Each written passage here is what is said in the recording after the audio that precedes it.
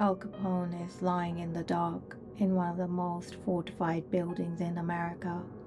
His cell has rugs on the floor, oil paintings on the wall. His people made sure of that. None of it helps. Every night, the man who ordered St. Valentine's Day Massacre, who had 7 men lined up against a wall and shot them without flinching, screams in the dark like a child. His fellow prisoners can hear him through the stone, begging, pleading with something they cannot see. He calls out the same name every time, but nobody by that name is in that prison. Eastern State Penitentiary, Philadelphia. It opened in 1829 as the world's first true penitentiary. It closed in 1971. And for the 124 years in between, it did something to the people inside it and left a mark not even time has managed to lift. Tonight we're going inside. We are going to move through this building cell block by cell block, following the accounts of people who have worked there, lived there, and in some cases could not explain what they encountered there. A locksmith who was grabbed by something invisible, a guard tower where something still stands watch, voices in cell block 12 that have been reported since the 1940s by prisoners who had absolutely no reason to invent them. And we will come back to Al Capone, to the name he calls out, to what followed him out of that place and refused to let go. Eastern State was built by Quakers who believed they had found a humane alternative to beatings and public executions. Their idea was silence, total enforced silence, not as punishment but as reform. Leave a person completely alone with their thought and a Bible, and they will have no choice but to feel genuine remorse. So they built a prison where the silence was architectural.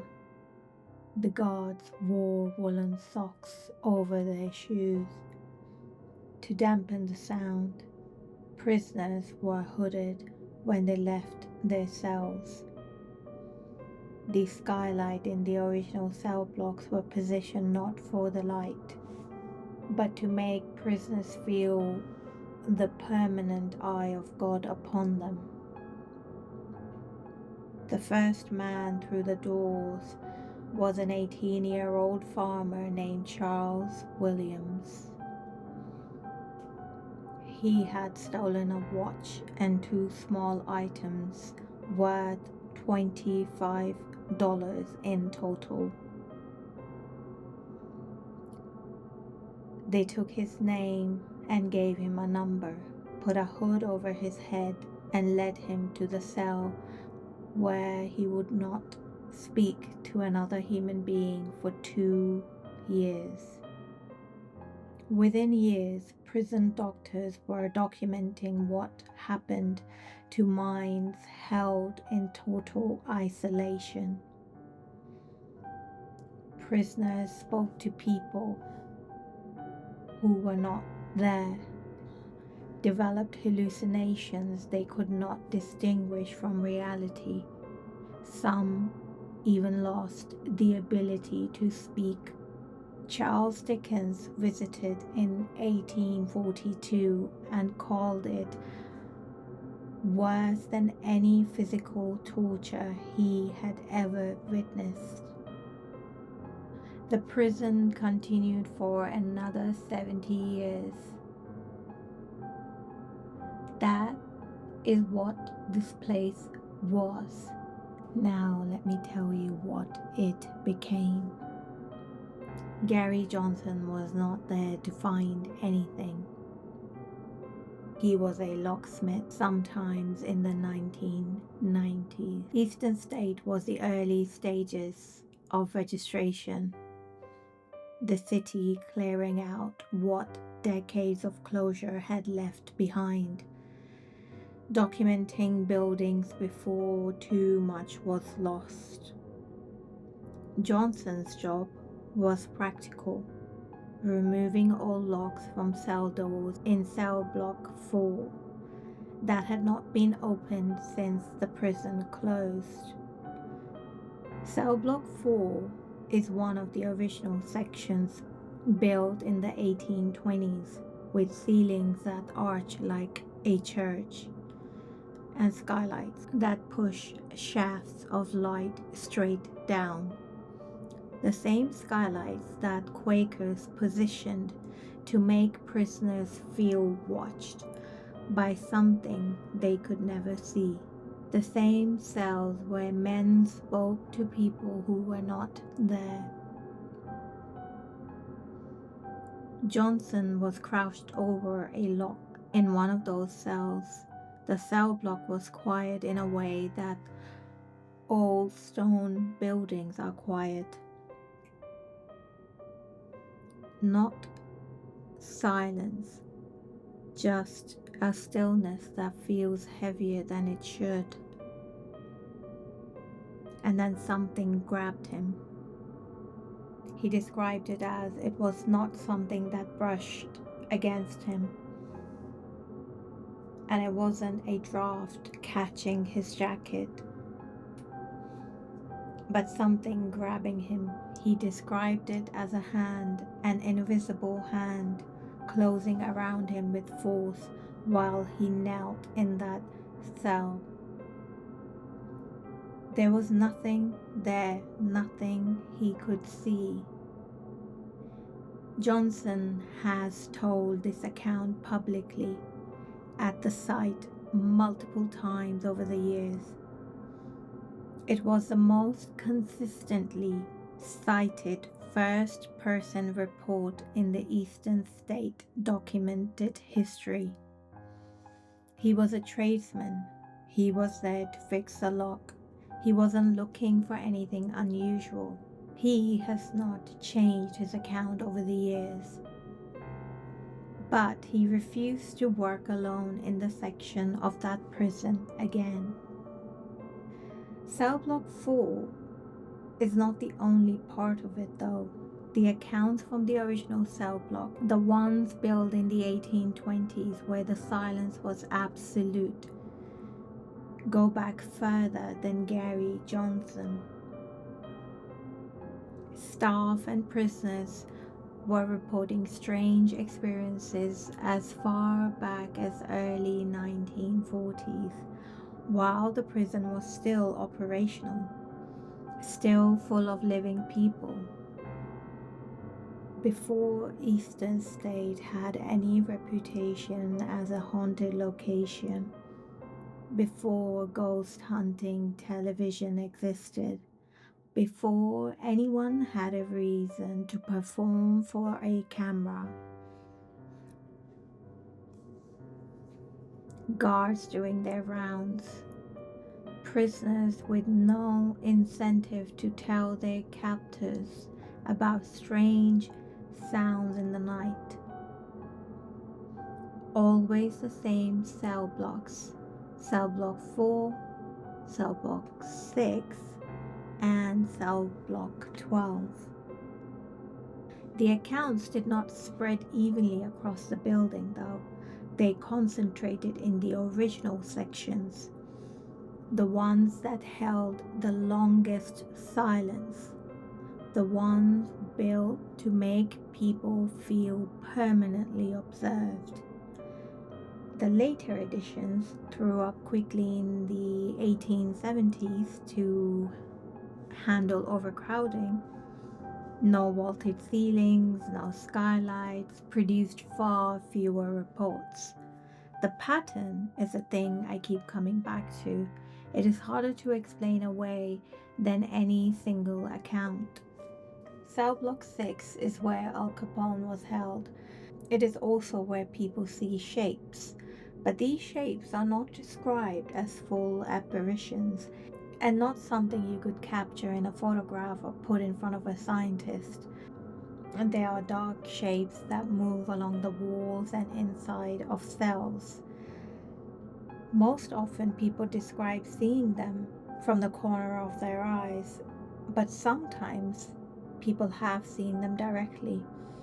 They move, and when approached, they're gone. Multiple visitors and paranormal investigators have reported the same experience in Cellblock 6 independently across the decades.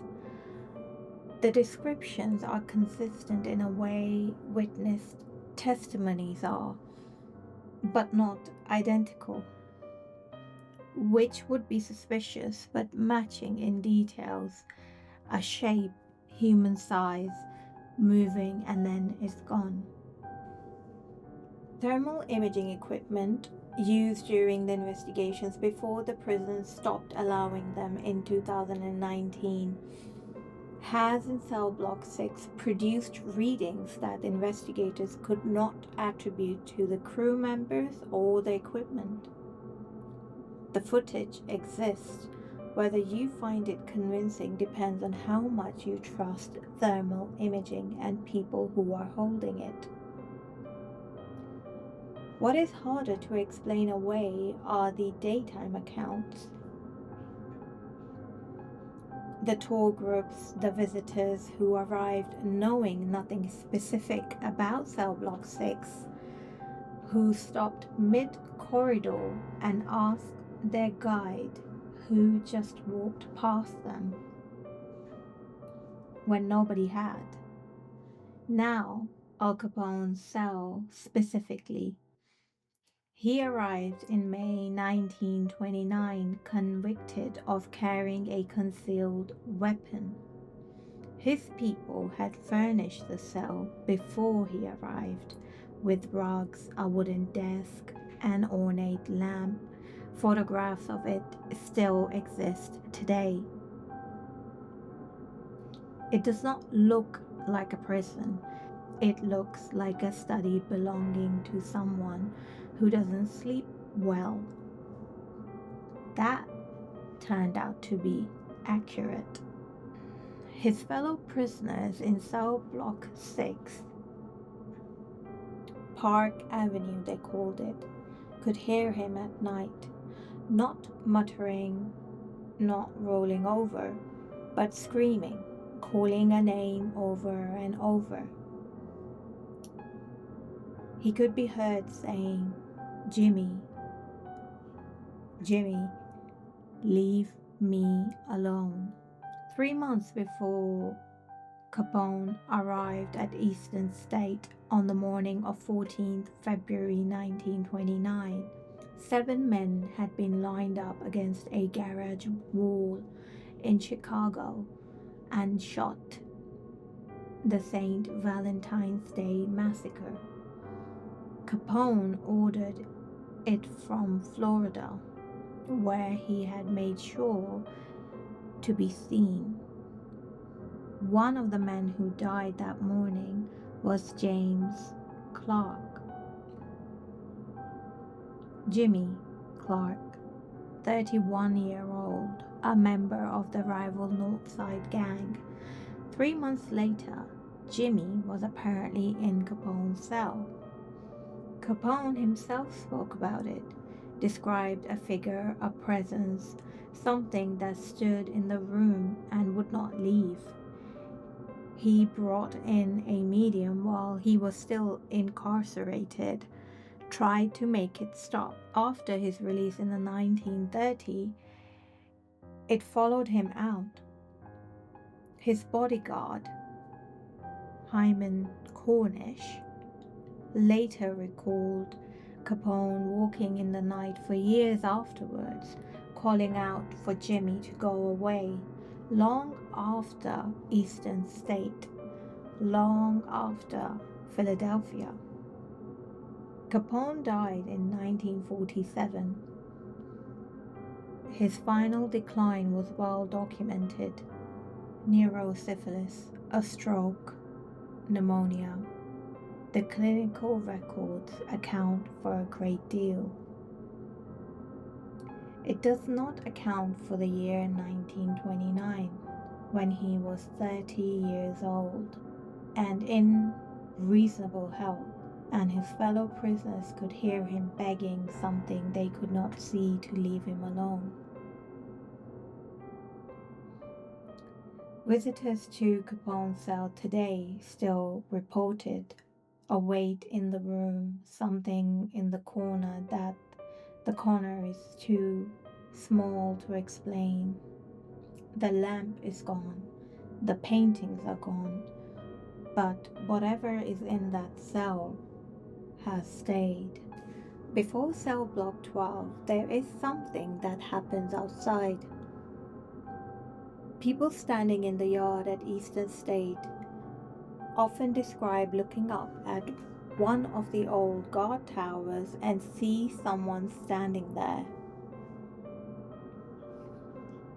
And this has been reported by staff, visitors, and investigators across many years. A figure still looking out over the walls of Eastern State.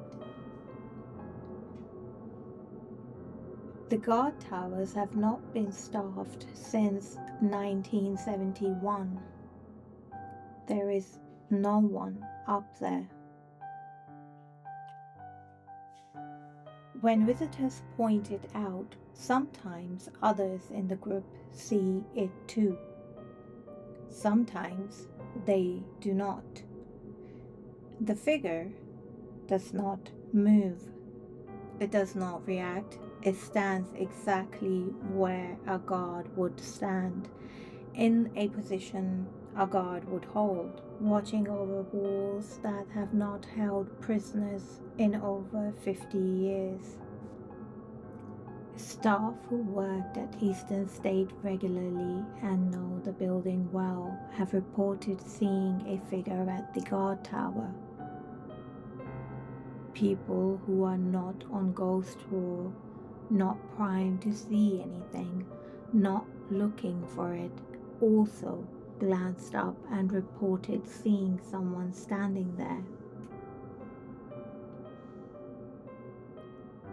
The prison employed guards around the clock for 142 years.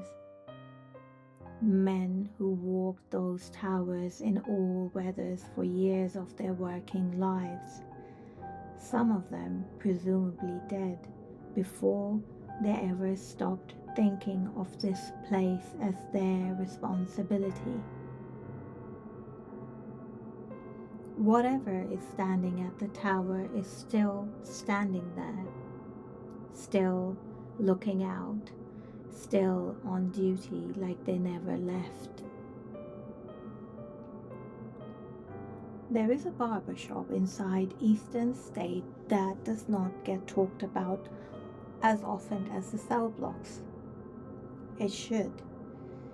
Staff and tour guides have consistently reported something specific there. A particular smell of old-fashioned shaving soap. The particular scent of a barber's that has not operated in decades. And with that, sometimes the sound of metal on metal, the clink of scissors, a razor against a strop. Nothing is there though. The barber chair is empty. The tools are long gone. But the smell is specific enough that people remark on it without being told what others have said before them. They step into the room, stop and ask, what is that smell? A barber's shop was part of daily life at Eastern State for much of its operational history. Men would come in, sat in the chair, were attended to. Whatever version of ordinary existed in a place like this. The barber shop was part of it.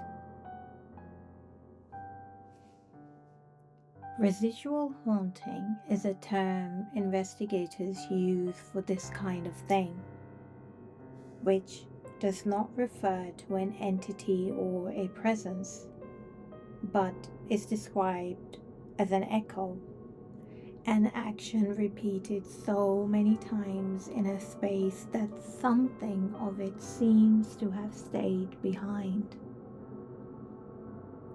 Whether you believe it is possible or not, the smell is there. People who know nothing about the history of the room smell it, and they always describe the same thing. Cellblock 12. This is one of the later additions to the building, built in 1870s to handle overflow as Philadelphia grew faster than the system could hold. The newest addition had lower ceilings than the original blocks, no skylights, but it did have consistent long corridors and held a kind of darkness that does not fully lift even when the lights are on. For as long as people have been inside Eastern State, Cellblock 12 has always been where they hear voices. These are not described as whispers of something you could convince yourself was wind or sound of buildings settling, but voices loud enough to carry down stone corridors coming from cells that are empty. And with the voices, very often people describe hearing laughter, crackling laughter, moving down the corridor. This was being reported in the 1940s by the guards doing their rounds, by prisoners who had every reason to stay quiet and no reason to invent a story that would make their captors look at them strangely. The accounts from the era are not the kind of accounts people make up. They are the kind people mention quietly, reluctantly, because something happened that they could not explain. Tour guide Ben Bookman, who has worked at the Eastern State and spoken to NPR about the building, describes something about Cell Block 12 that I find more difficult to dismiss than any single report. Often in a group of 20 visitors walking through Cell Block 12 together, some will stop, turn and ask who else is in there. Others is standing exactly at the same spot, exactly at the same moment, hear nothing at all. If it were sound effects of the building, pipe, structural resonance, echo, everyone present would hear it. But that is not what happens. Some people hear it and some do not. The ones that do are often standing in the same place. But no one over the years has been able to explain it. However, during a ghost hunter's investigation of Cell Block 12, one of the documented investigations conducted before Eastern State stopped permitting them in 2019, the team captured thermal imaging footage of what appears to be a shape moving down the corridor. It moved, it stopped, and then it disappeared. The investigators could not attribute it to any crew member or a piece of equipment. They later published the footage, which can be found online. I keep the television evidence in its own category. Shows like Ghost Hunters have an incentive to find things. What does not have an incentive attached to it is the following. During restoration work in the lower levels of the building, the punishment cells beneath Cellblock 7, built in the early 1920s, for the most severe discipline cases, one worker reportedly refused to continue working there after a single day. I cannot verify this account, but what the worker described is this. They were alone in one of the cells, which had no windows, no plumbing. It was just a wall, darkness, and the sound of whatever they had brought in with them. Then they heard breathing that was not their own. And when they turned to look at the far corner of the cell, in the dark, there was something standing there, extremely still, not making any sound beyond the one they had heard already, watching them. They described it exactly the way people described the figure in the guard tower, completely still. And then, when they looked away for a moment and looked back, it was gone. The worker did not return to that section of the building again. Not everything Eastern State holds is dark. There are photographs from the early 1920s after the silence system had finally collapsed under its own weight. Of baseball teams in the prison yard, inmates in proper uniform. You had empires, a ball court, organized games on Sunday. And on death row in cell block 15, a man who had been convicted of a capital crime and was appealing his sentence wrote a piece of music while he waited. It is described as oddly upbeat. You can hear a recording on the official audio tour if you visit. A man waiting to find out if he would live, writing something right. There is also Leo Callahan, the only prisoner in Eastern State 142-year history who escaped and was never caught. He went over the wall in 1923 using a letter he had made. 5 others escaped with him. All 5 were caught within hours. Callahan walked out of Philadelphia and was never seen again. His file ends. No one knows where he went, and no one knows if he's still alive.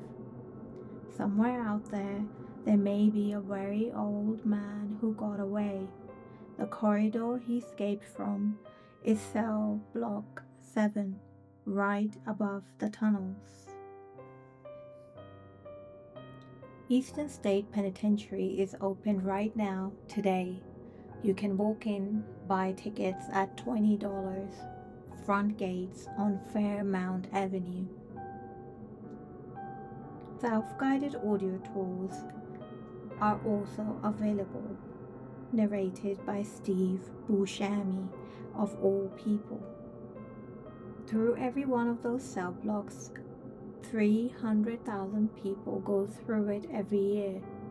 Families, school trips, tourists who read about it in travel guides. And in 2019, the site banned all paranormal investigations. No equipment, no ghost hunters, no overnight stays. They were done with that angle.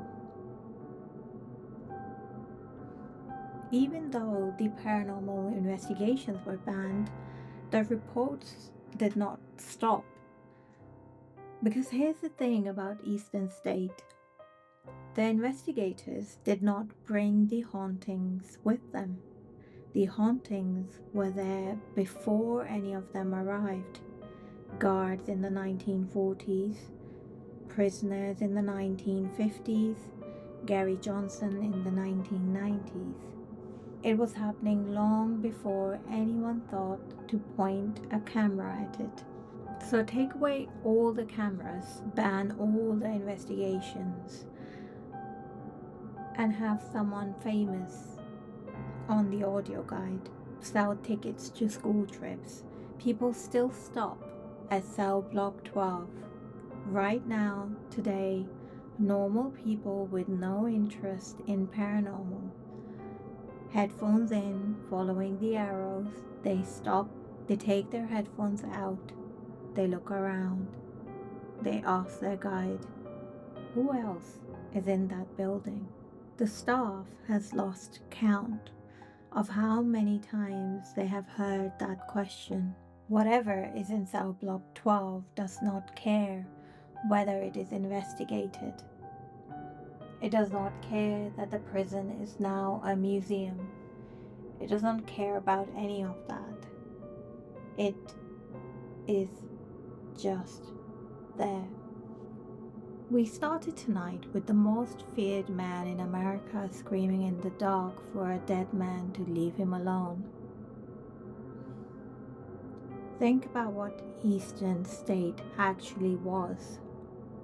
They built a place where they stripped men of their names, put hoods over their heads, made them live in total silence, and designed the architecture specifically to make them feel watched by something they could not see or fight back against. They did that to 80,000 people over 142 years. And now, in the broken corridors of that building, something looks out from the guard tower. Something fills the barber shop with the smell of a man doing a job he no longer has. Something grabbed Gary Johnson in cell block 4 and left no mark, no explanation. Something moves through cell block 12 laughing in the dark. And in cell block 6, with nice furniture, oil paintings on the wall, Al Capone spent every night begging a dead man not to be there. You can go and stand in those corridors yourself. 300,000 people do that every year. And most of them come out fine. They don't experience anything. But some of them stop in cell block 12. And some of those come out very, very quiet. Eastern State closed in 1971. The prisoners left. The guards handed in their keys. Everyone went home. Or maybe almost everyone. Because something is still in cell block 12. In the dark, in those long stone corridors, making sounds that carry through walls that are over 100 years old. It does not know you're listening, or maybe it does. Have you ever been to Eastern State? Walked those cell blocks on a tour? Or been through a Halloween event? Did you feel anything in cell block 12? Hear something that you could not explain? Drop it in the comments below. I read every single one. Next time we're going to the Winchester Mystery House. A woman who believed spirits of everybody killed by her family's rifle were haunting her, who spent 38 years and millions of dollars building a house full of staircases that go nowhere, doors that open into walls, and rooms designed to trap and confuse the dead. Until then, stay curious and maybe leave the lights on.